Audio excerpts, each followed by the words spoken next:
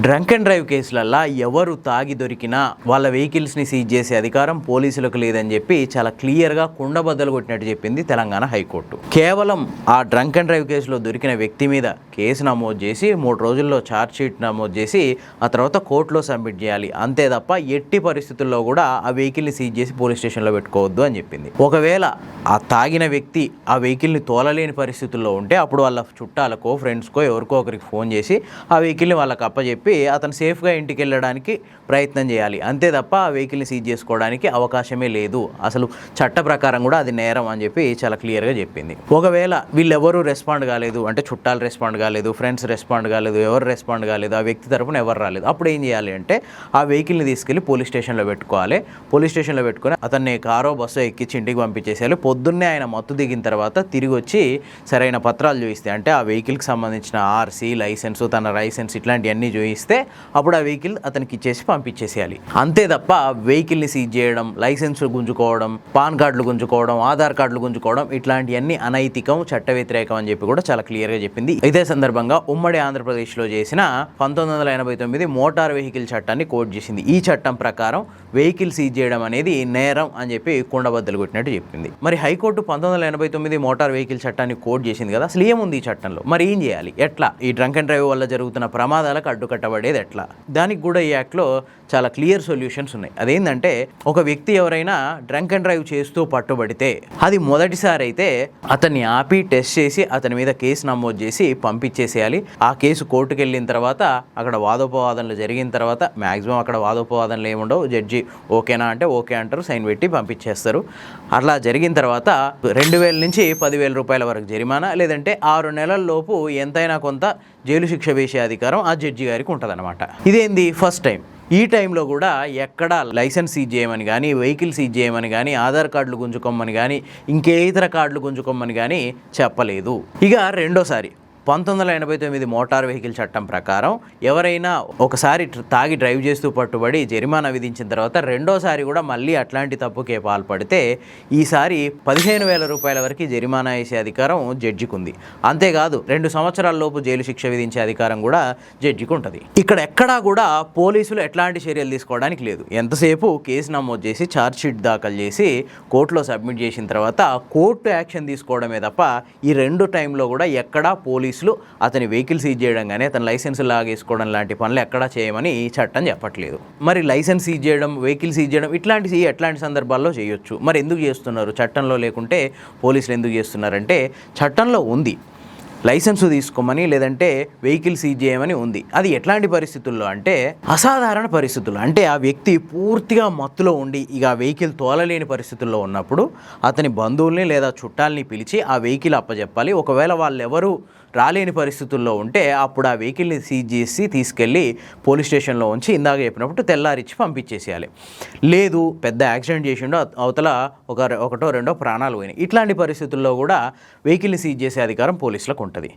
ఇక మూడోది ఏంటంటే మళ్ళీ తప్పు చేస్తున్నప్పుడు, అంటే ఫస్ట్ టైం అయిపోయింది, సెకండ్ టైం అయిపోయింది, థర్డ్ టైం, ఫోర్త్ టైం ఇట్లా కంటిన్యూస్గా రిపిటేషన్స్ అవుతున్నప్పుడు, అంటే ఒక వ్యక్తి ఒకసారి తప్పు చేసి దానికి జరిమానా విధించి జైలు శిక్ష విధించినా కూడా మారకుంటే మళ్ళీ కంటిన్యూస్గా ఇట్లాంటి తప్పులు చేస్తుంటే 3వ సారో 4వ సారో దొరికినప్పుడు మాత్రమే వెహికల్ లేదా లైసెన్స్ సీజ్ చేసే అధికారం పోలీసులకు ఉంది. ఇంకోటి ఏంటంటే మీకు సహకరించకపోతే, అంటే మీరు బ్రీతింగ్ అనలైజ్ టెస్ట్ చేయడానికి కానీ ఇంకే విధంగా కానీ మీకు సహకరించకపోతే, అంటే పోలీసులకు సహకరించకపోతే అప్పుడు అతని లైసెన్సు లేదా అతని వెహికల్ని సీజ్ చేసే అధికారం పోలీసులకు ఉంటుంది. అంతే తప్పితే ఊరికే రోడ్డు మీద దొరకగానే మూడు దగ్గర బ్రీత్ అనలైజర్ పెట్టేసి సో అండ్ సో రీడింగ్ నీకు వచ్చింది, నీ వెహికల్ సీజ్ చేస్తున్నామంటే అస్సలు కుదరదు. ఇట్లాంటి పరిస్థితుల్లో, అంటే ఏదైనా అసాధారణమైన పరిస్థితుల్లో ఆ వెహికల్ తీసుకెళ్ళి పోలీస్ స్టేషన్లో పెట్టుకుంటే ఆ వ్యక్తి కోర్టుకు వెళ్ళి అక్కడ విధించిన జరిమానా లేదంటే జైలు శిక్ష ఇవన్నీ కంప్లీట్ అయిపోయిన తర్వాత ఆ వెహికల్ అతనికి ఇవ్వచ్చు. కానీ సాధారణ పరిస్థితుల్లో అస్సలు వెహికల్ కానీ లైసెన్స్ కానీ సీజ్ చేసుకోవడానికి అవకాశం లేదు. మరి ఎందుకు పోలీసులు ఇట్లా చేస్తారు? చట్టం ఇంత క్లియర్గా చెప్తుంటే ఎందుకు పోలీసులు రోడ్డు మీద దొరికిన ప్రతి బండిని తీసుకొచ్చి పోలీస్ స్టేషన్లో పెడతారు? దీనికి కూడా కారణం లేకపోలేదు. ఎందుకంటే మన దగ్గర ఎక్కడైనా ప్రాసెస్ పెద్దగా ఉంటే దాన్ని ఫాలో అవ్వడానికి పోలీసులు కాదు, కామన్ మ్యాన్ కూడా దానికి ఇష్టపడ్డు. అట్లాంటిదే సేమ్ ఇక్కడ కూడా సిచ్యువేషన్. ఏంటంటే ఒక డ్రంక్ అండ్ డ్రైవ్లో ఒక వ్యక్తి పట్టుబడ్డాడు, అతని పేరు ఫోన్ నెంబర్ రికార్డ్ చేసుకొని అతనికి వెహికల్ ఇచ్చి పంపించేస్తారు. పంపించిన తర్వాత ఆ వ్యక్తి మళ్ళీ నీకు ఎట్ట దొరకాలి? ఆ వ్యక్తి మీద కేసు నమోదు చేస్తారు, ఆ వ్యక్తి నీకు ఎట్ట దొరకాలి? ఇంత పెద్ద హైదరాబాద్లో లేదంటే తెలంగాణలో పల్లెటూరులో అయినా ఆ వ్యక్తి ఇంటికి వెళ్ళి మళ్ళీ పోలీసులు వెళ్ళి అంటే పలానా రోజు నీ మీద కేసు పెట్టినాం, పలానా రోజు నీకు కోర్టులో వాయిదా ఉంది, నువ్వు రా అని చెప్పి పోలీసులు వెళ్ళి పిలుచుకురావాలి. సరే పల్లెటూర్లలో కొంచెం గ్రామీణ ప్రాంతాల్లో ఇది కొంత ఈజీ అవుద్దేమో, కానీ ఈ హైదరాబాద్ లాంటి సిటీల్లో వాడి అడ్రస్ ఎత్తుక్కుంటా వాడి మీద కేసు పెట్టి వాడి అడ్రస్ ఎత్తుక్కుంటా వాడి ఇంటికి వెళ్ళి వాడిని తీసుకొచ్చి కోర్టులో సబ్మిట్ చేసే అంత పరిస్థితి ఉంటుందా? ఇక్కడున్న జనాభాకి పోలీసులకు ఉన్న వర్క్ ప్రెషర్కి ఉండదు. ఈ నేపథ్యంలోనే ఏం చేస్తారంటే బైక్ గనక తీసుకొచ్చి పోలీస్ స్టేషన్లో పెట్టుకుంటే, లేదంటే అతని కార్డులో ఆధార్ కార్డో లేదంటే పాన్ కార్డో లేకుంటే ఈ డ్రైవింగ్ లైసెన్సో ఇవన్నీ కనుక సీజ్ చేసి పోలీస్ స్టేషన్లో పెట్టుకుంటే సచ్చినట్టు వాడే వస్తాడు, మనం కోర్టుకు రమ్మన్నప్పుడు వస్తాడు, మనం కౌన్సిలింగ్ తీసుకోమన్నప్పుడు తీసుకుంటాడు, ఆ తర్వాత జరిమానా కట్టిన తర్వాత వాడికి ఇచ్చేస్తే వాడి దారిని వాడిపోతాడు. ఇట్లా కేసు ప్రాసెస్ అనేది ఈజీగా అయిపోతుందనే ఉద్దేశంతో తప్ప వాడు వెహికల్ తీసుకొని 4 రోజులు పోలీస్ స్టేషన్లో పెట్టుకుందామనే ఉద్దేశం పోలీసులకు ఉండదు. ఇది పూర్తిగా ఏంటంటే ఏ వ్యక్తి అయితే తప్పు చేసిండో ఆ వ్యక్తి టైంకి వచ్చి కోర్టుకు వచ్చి కోర్టు విధించిన శిక్షను అనుభవించడం కోసం మాత్రమే పోలీసులు ఈ వెహికల్ సీజ్ లేదంటే లైసెన్సు ఇట్లాంటివన్నీ సీజ్ చేసి పోలీస్ స్టేషన్లో పెట్టుకుంటారు. అంతే తప్ప వేరే ఉద్దేశం ఏం లేదు. కాకపోతే ఇది చట్టానికి మాత్రం విరుద్ధం. అయితే ఇక్కడ పోలీసులకి ఇంకో కారణం కూడా ఉంది. ఈ బండ్లు లేకుంటే ఈ లైసెన్సులు ఇవన్నీ సీజ్ చేసి పోలీస్ స్టేషన్లో పెట్టుకోవడానికి రీజన్ ఏంటంటే చలాన్ల వసూలు. వీడిని కనుక బండి లైసెన్స్ అన్నీ వాడికి ఇచ్చి ఓన్లీ కేసు నమోదు చేసి వదిలేస్తే వాడు మళ్ళీ దొరికే పరిస్థితి లేరు. ఇప్పుడే చెప్పుకున్నాం మనం. అట్లాంటి పరిస్థితి లేనప్పుడు వాడికి విధించిన చలానా వీడు కట్టే అవకాశం లేదు. ఒక 4-5 ఏళ్ల నుంచి ఈ చలానాలు, ఈ డ్రంక్ అండ్ డ్రైవ్ కేసులో చలానాలు అనేది టార్గెట్లు పెట్టుకొని మరీ వసూలు చేస్తున్నారు ఎవ్రీ మంత్. ప్రధానంగా వీకెండ్స్ రాగానే హైదరాబాద్ వ్యాప్తంగా మొత్తం ఎక్కడ చూసినా, ఇప్పుడైతే గ్రామీణ ప్రాంతాల్లో కూడా పెడుతున్నారు, తెలంగాణ వ్యాప్తంగా ఎక్కడ చూసినా డ్రంక్ అండ్ డ్రైవ్ టెస్టులు పెడుతున్నారు.